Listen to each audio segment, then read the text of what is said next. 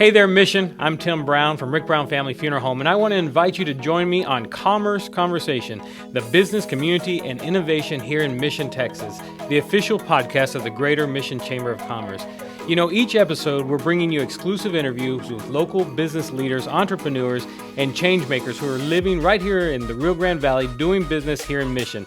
They're driving innovation in our community. We will dive deep into the issues that matter to you, the business growth to community events and everything that comes in between. You can catch this podcast on YouTube, Spotify, and Apple Podcasts. Make sure to subscribe, never miss an episode. If you miss one episode, you miss a lot, so don't miss an episode. We're excited to share the latest in business and community news with you. We'll see you on the Commerce Conversation.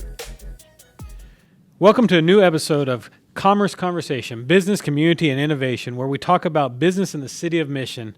I'm your host, Tim Brown, with Rick Brown Family Funeral Home, and today we'll be learning about our partners at the Texas International Produce Association, TIPA for short, and hearing about their mission to represent business, economic, and political interests in Texas-grown fruits and vegetables by addressing the issues and opportunities surrounding the imports of Mexico-grown produce that is shipped through Texas ports. Before we get started, though, I'd like to give a shout-out to some of our sponsors for the Mission Day in Austin. We had a great time. Mission Day in Austin. It took place in Austin there at the Capitol. Got to see a lot of our legislators. And our sponsors, our title sponsors, are the City of Mission and the Mission EDC. Once again, I want to thank you all for tuning in today. I realize that not all of you are members of our Chamber of Commerce, but we're certainly grateful to have you as a listener. Thank you for being here.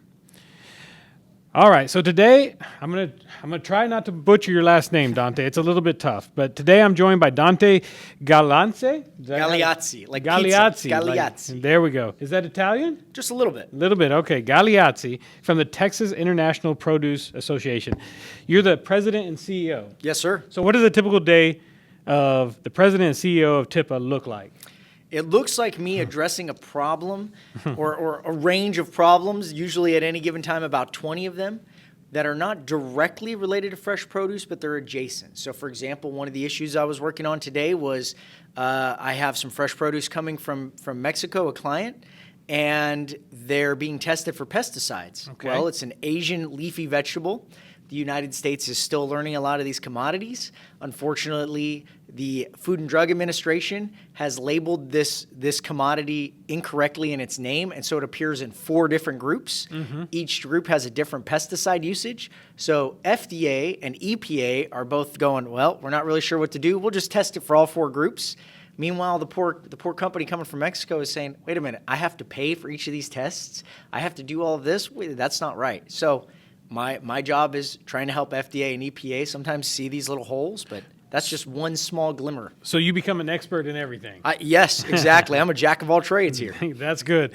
Okay, so today's episode is all about the great things that are happening there at TIPA. We're going to be exploring the advocacy that y'all do, the support that's available to our local growers, import and export shippers, distributors, everything that kind of happens and frames the produce here in the Rio Grande Valley. So I do want to hear from you. So Texas is a key player in the U.S. produce sector. I mentioned to you before the show that I have several friends that are in the produce industry. Mm-hmm. They're not really growers, but they're importers. Right. And I guess they ship out all over North America. They do. And so, especially in the fruit and vegetable industry, that seems to be where Texas really shines. What unique challenges and opportunities does Texas face in maintaining its competitive edge in the global produce market? And, before you get started on the answer, we talk about global produce market. I didn't really think about that, but I heard recently that even areas like South America, they put some of their produce on ships. And so we do have some competition. It's not just the guys that are sitting here in South Texas. No, you're exactly right, Tim. So let's start first with the opportunities, because who doesn't like talking about the fun things first, right? Those are always great. Yeah. So Texas is uniquely positioned in all of North America. Okay. We really are the center point. So if you think about if you are in New York or Boston or somewhere along the East Coast, a third of the U.S. population lives off that I-95 corridor on the East Coast. Right. So most of anything that we grow, whether it's fresh produce or proteins, has got to go that direction. Texas, it only takes us 3 to 4 days to truck something there. Right. Versus California. If you were to truck a load of lettuce out of Salinas, California to, let's say, New York or Boston, it's going to take that truck anywhere from 7 to 10 days. And as we all know, there's these weather events. Think about that snowstorm event that happened in January. That's going to slow trucks down by a day or two. So you're talking about almost 2 weeks before a load of fresh produce gets there. May not be so fresh anymore. That's exactly right. So Texas has this great logistics advantage. The other advantage we have is that in the state, we grow 60 different fruit and vegetable crops in Texas. Wow. Then you include what's grown in Mexico, that's another 300 commodities. And just like you said, you start adding South America, Central America, the Caribbeans to that mix, you're bringing in probably another 50 or 60 commodities on top of that. Wow. So grocery stores are looking at Texas going, well, hey, why am I going to buy from the East Coast or the West Coast when I've got to go send my truck to a bunch of different states? I can send my truck to Texas, get the entire grocery list, and I can get it there faster, fresher, and for less. So as part of your job to bring awareness to all those grocery stores? Absolutely. Yeah, Absolutely. And connect them with the right people here, I suppose. So we have an event every year. It's called Viva Fresh, Okay. and that's exactly what we do. We have about 2,500 people that come in. All of the guys setting up booths and exhibitors. They're the growers, the shippers, the importers. Yep.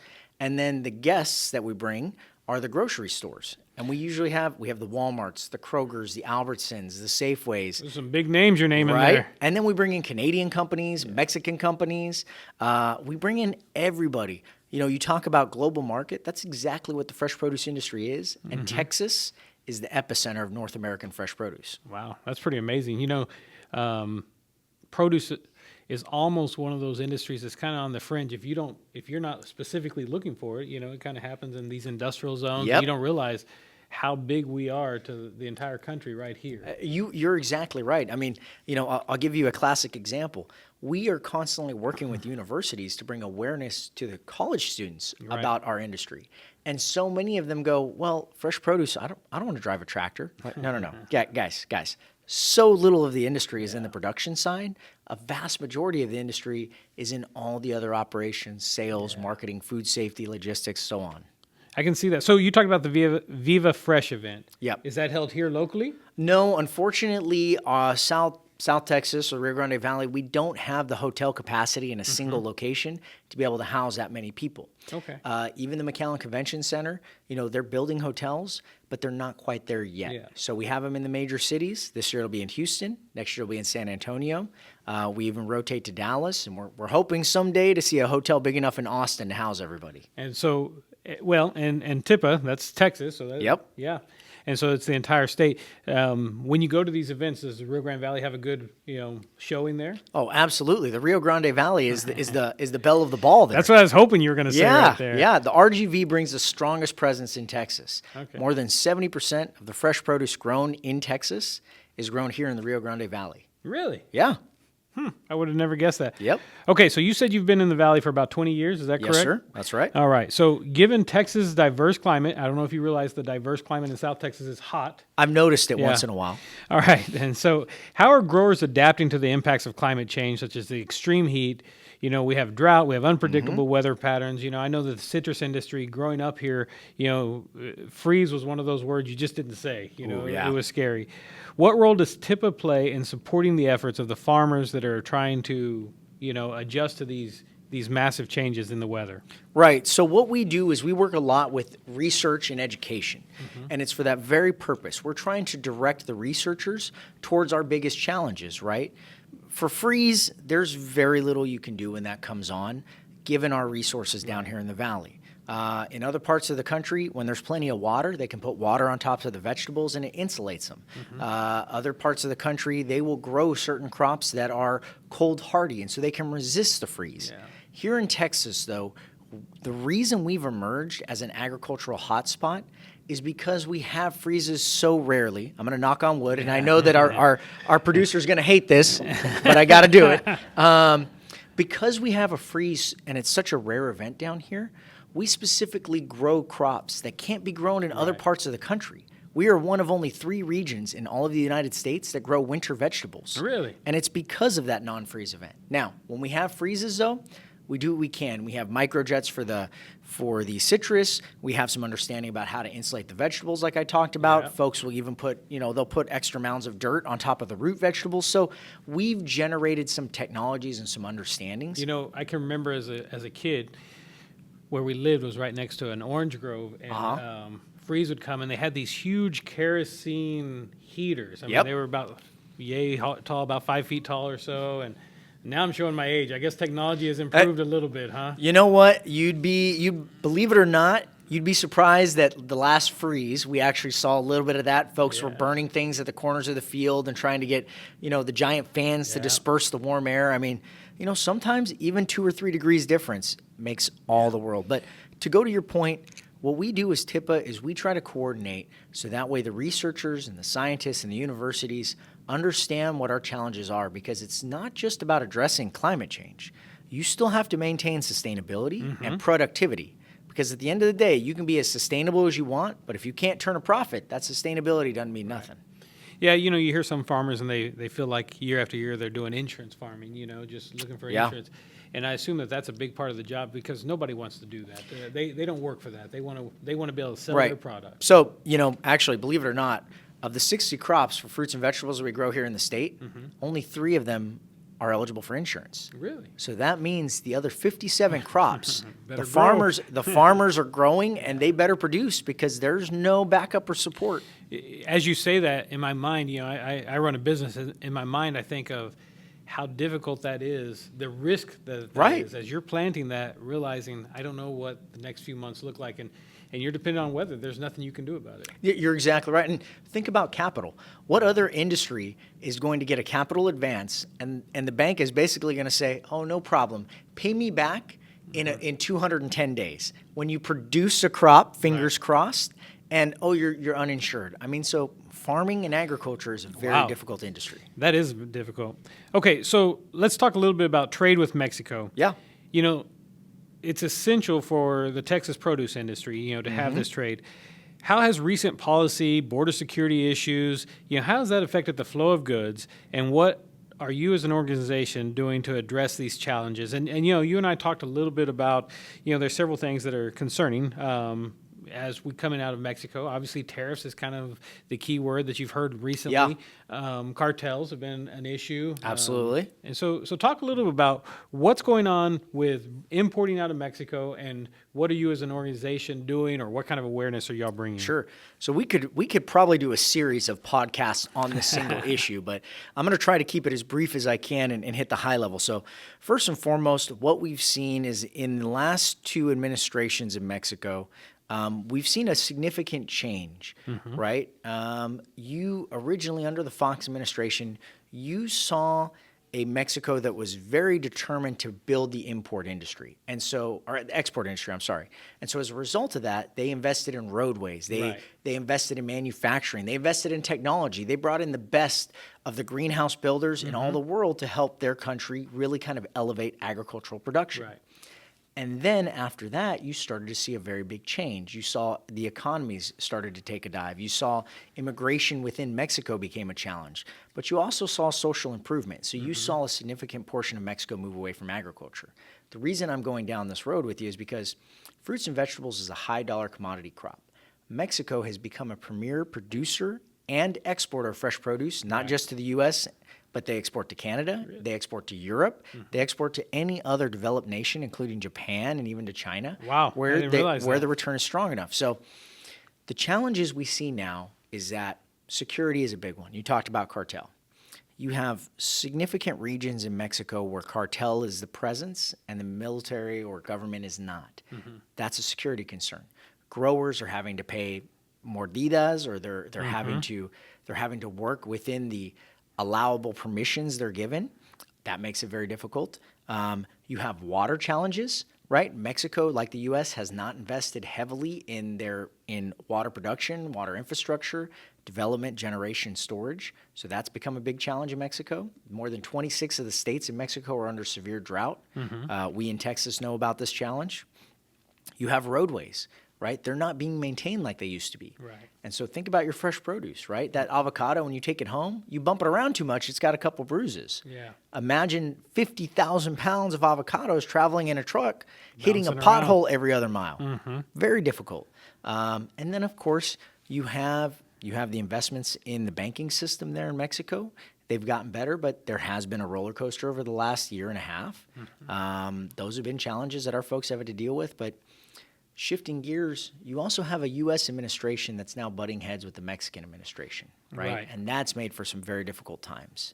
And it's not just at the federal levels either. I mean, we saw the implications of that when Governor Abbott responded in April of 21 to closing the border as the migrant surges started increasing. And so as a result, 10 days, we saw no movement of fresh produce across the Mexico-Texas border.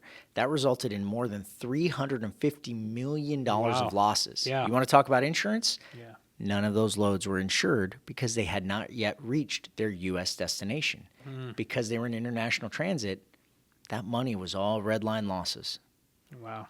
So we've got some difficulties. Yeah, it seems like, and it seems like you've got a good thumb on it, and y'all are addressing it, I guess, the best you can. Right. We work. So as TIPA, we understand our capacity is limited. We're great here in this region, but when you start talking about federal, we have to work with other organizations. So we work with the Border Trade Alliance, right?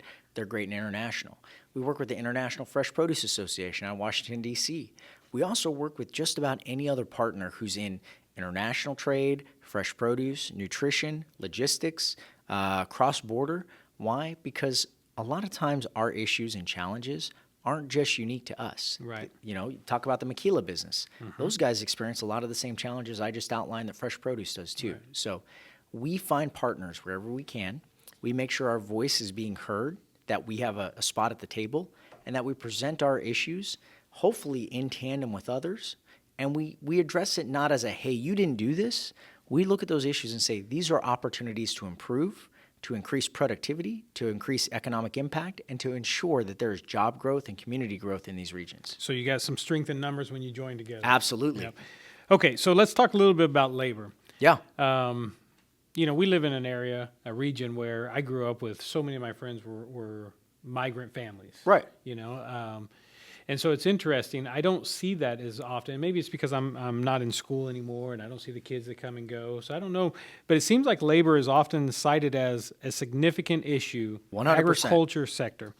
So tell me a little bit about our labor shortages here and what are some solutions to fixing that problem? Yeah. So you're right. So migrant workers used to, what we said is follow the sun, right? They'd start here in South Texas, and then they'd make their way all the way up to Michigan, and then they'd work their way down, right? They'd hit Oklahoma, Arkansas, come back into Texas, and that was here in the center of the country.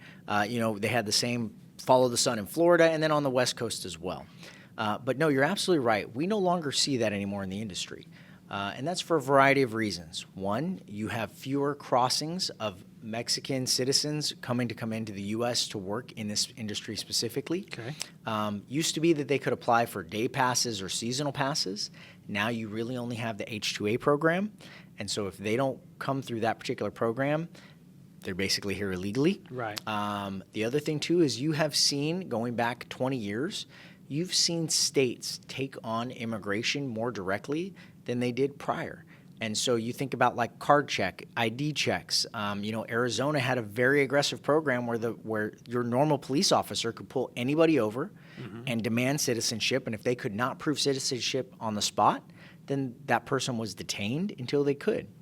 And I mean, so even if you're here legally, but you don't speak the language, Right. do you want to take that chance? Yeah. Probably not. So anyway, that's kind of what's happened with labor. Texas, we were very unique. We didn't start feeling this challenge till about 10 or 15 years ago because we still had a lot of people that would cross every day or they'd cross on a Monday and go home on a Friday. But as conditions have gotten more challenging along the border, as security has grown, you know, a bigger threat in Mexico, we no longer see those people crossing over in the numbers they did. So Texas has joined the rest of the United States in having an ag labor shortage. You know, it's difficult to say what the solution is. In a nutshell, the solution lies with Congress. Immigration is a federal issue. If Congress doesn't address it, then we're going to have to continue to piecemeal approach a solution, which is not ideal, but there's a lot of things Congress can do. They can, again, re-implement a day pass. They can make the H-2A program a lot easier for people to access. Right now, farmers have to use a third-party company because there's so many legal ramifications of using H-2A that a lot of them can't afford or don't want to take that risk. So is technology making it where we don't need as many farm workers? Not yet. Not yet. Not yet. Going back to another great stat, Texas grows 60 different crops. We can only mechanically harvest 5 of those crops. The other 55 must be harvested by hand. Seems like there's a tractor dealer on every corner for only 5 crops. Right, exactly. But those guys are selling shredders, they're selling cotton and corn balers. Fresh produce isn't the same, right? You've got to be able to look at that orange or that grapefruit and say, that one's ready and that one's not. I'm going to pick that one. A machine can't do that. Not yet, they can't. Yeah. Not yet. They're getting close. Okay, so the produce industry is constantly shifting in response to changing consumer preferences. What are some of the neatest or the latest trends that you have seen the consumer behavior that is affecting the growers and distributors here in South Texas? A little bit later, we're going to talk about one of our sponsors, Grande Produce, and I've got a good friend that works for Grande, and he'll send me a list of what he's selling that day. I've never even heard of half of these vegetables, So what are some of the trends that you're seeing in the industry that are really changing what we import and what we grow? Yeah. So let's start with kind of the trends that are driving the direction of fresh produce right now. A lot of it has been about convenience, right? You and I remember that when we used to go get watermelons in the summer, we got the giant watermelon, right? I'm talking about the thing that weighed like 15 pounds, right? This was 2 small babies merged together. You don't see many of those watermelons anymore. You see much smaller watermelons. It's because the American family wants 2 things. 1, they want convenience, but 2, they also want a lot of variety. We were happy just having, watermelon and apple pies during the summer. Right. The American doesn't want that anymore. They want a lot. So if you go to the grocery store, you're going to see there's a lot of small things. There's always some great new trends coming out. I'm going to look at mangoes for a second, right? There's always been 2 very dominant varieties of mangoes out there, Tommy's and Kent's. It's a yellow flesh mango. It's a red or green skin on the outside. We're seeing more Alto Ufos or honey mangoes come up. We're also seeing this new variety of pink flesh mango come out. It's a little sweeter, a little smaller. Why? Because the industry is looking for diversity. And thankfully, the industry is also getting back to pushing flavor, right? Like grapes, cotton candy grapes. By the way, if you don't know what a cotton candy grape is, I realize they're $8 or $9 a pound, but let me tell you something. If you got kids, they're worth it. If you're on a diet, they're worth it. Put those suckers in the freezer and eat those instead of ice cream. Great dessert. All anyway, right. I'll take your advice on that. Yeah, it's flavor. So we are finally making the move to flavor. So you're seeing industry is really focused on, all right, what are the items I can sell at the peak of the season that will hold for 14, 15 days on the shelf and will make it to the consumer and they'll still have a great experience. Because nothing is worse than the industry putting something out there, the consumer buying it one time, having a bad experience, and never touching the commodity again. Right. So what are the challenges, though? We talked about it. The American consumer wants variety, and so as a result of that, they're making smaller purchases. So we as the industry are trying to figure out how can we address convenience and the smaller but hopefully more frequent purchase size. So that's why you're seeing more fresh produce is smaller sizes. Right. Why they're in these 2 or 3 pound bags is so you can just take them out and eat them easily. You're also seeing that we are focused on longevity, right? We're trying to increase shelf life. I don't know if you recall, but used to be a time you'd buy strawberries and they were just in a cardboard, an open cardboard little pint. Right. Now there's a plastic pint. It has like this little sponge cushion at the bottom. That's actually an ethylene absorber, and that keeps the strawberries from ripening. It lets them last about another 5 to 7 days, just naturally absorbing that gas. Yeah. I had no idea. My daughters are strawberry. That's all they are. They loved it. My daughter is a berry enthusiast as well. She, another one for you is the honeyberry is coming out. It's a cross between a grape and a blueberry. They're very cool. They're a little oblong. They're very juicy though, and they have a very unique flavor. They do kind of taste like a grape blueberry cross. And I'm making notes here. Cotton candy, grapes. Gotta get those. All right, before we finish, I've got this story for you. I heard this a while back, and it made me rethink the whole way produce works. So pineapples. Yep. My understanding is it takes about 18 months to grow one pineapple. Yep. And then you chop off the pineapple. Basically, the plant's dead. You got to start all over. Yeah. So then it's got to get shipped, or it's got to get harvested. Yep. Then it's got to get shipped over here. It's got to cross. It goes to some broker who ends up on the shelves. Some of them end up on the street, with these vendors that sell. I think I've bought a pineapple before for $1. Yeah. And, and I think back of all the people that have had their hands on that, and I realize that poor farmer that farmed this for 18 months, I can't even imagine how that feels. I was telling my wife, I said, if I grew something for 18 months, that's $1,000. That's $1,000 pineapple. I'm not letting it go. But, when you're able to see something like that, you realize that this industry is extremely tough. It's very, very tough. The big problem with fresh produce is in many ways, it's like the stock market. You don't really know what the market's going to be until you get to that day. Yeah. And it can change and fluctuate very dramatically. I'll give you an example. Avocados. Mm-hmm. Avocados for the month before Christmas, the large size avocados were $75 a box. Mm-hmm. You go try to buy avocados today, they're probably a little closer to $30. Wow. That's half. Unless you look at Super Bowl, right? Now, Super Bowl is going to be a blip. That's going to be another 2 week where you're going to see it jump up to $75 and then drop down again. You're exactly right. We talked a little bit about this off air is fresh produce is difficult because so many times you make this long-term investment. You're investing in pineapples for 18 months, or you're investing in onions for 5 months, or watermelons for 4. And you don't know what your return is going to be. You know what your break even is, but you don't know what that market's going to be. And so as a Texas farmer, as an industry member, as whoever it is, you're basically gambling that your conditions are going to be right, you're going to have high yields, and that you're going to be able to capture a market in which the consumer will pay a premium dollar for it. Yeah, very interesting. Usually I'll do these little interviews, and I've got pretty good situational awareness of what I'm walking into, and this was not that case. I had no idea how impactful the produce industry is, not only in this area, but the entire country. Oh, absolutely. And I don't know. It's just been very insightful. I've really appreciated you coming today. And like you said, I think we could do like 5 more podcasts just on one question here. I don't even think we addressed water. We didn't even get the chance to get to water, and that's one that I'm actually going to be speaking on a lot here in the next few months. I bet you are. As we have legislation, Yeah. And so, we spoke a little bit off air about water. You'd indicated that the industry's at a point where they're having to decide, what do we do? Do we continue farming? Do we change the way we farm? Is there new technology?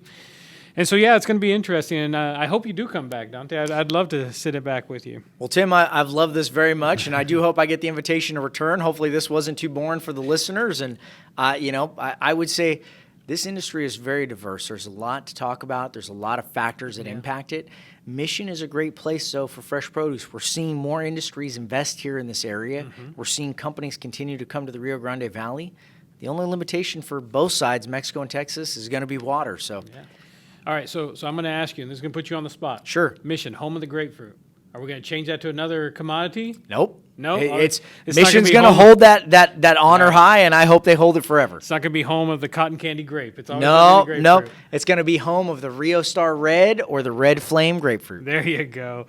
All right, everybody, let's connect next time, and as we learn from other leaders and we could connect with you, our community. Here at the Greater Mission Chamber of Commerce, we always believe that your success is our success. Now we have a word from our sponsors. Freshness starts right here in the heart of South Texas. At Grande Produce, we bring you the finest fruits and vegetables, harvested with care, delivered with excellence.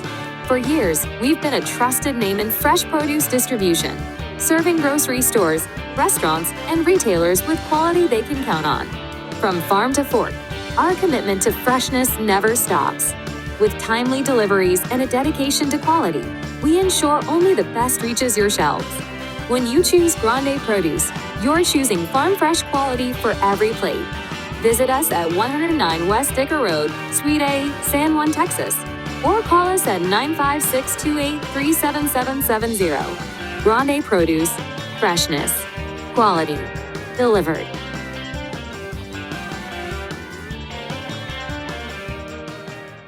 Again, thank you to Grande Produce for all that they do to take care of our community and the Greater Mission Chamber of Commerce. Thank you to everyone for listening to Commerce Conversation, Business, Community, and Innovation. If you've enjoyed today's episode, please subscribe to this podcast on YouTube, Apple Podcasts, and Spotify. Don't forget to follow the Greater Mission Chamber of Commerce online for more updates and content. We look forward to having you join us all again on our next episode. This has been Commerce Conversation, Business, Community, and Innovation, hosted by Tim Brown, Rick Brown Family Funeral Home, and produced by the Greater Mission Chamber of Commerce. It was also edited by the Greater Mission Chamber of Commerce. Hope to see you in the next episode.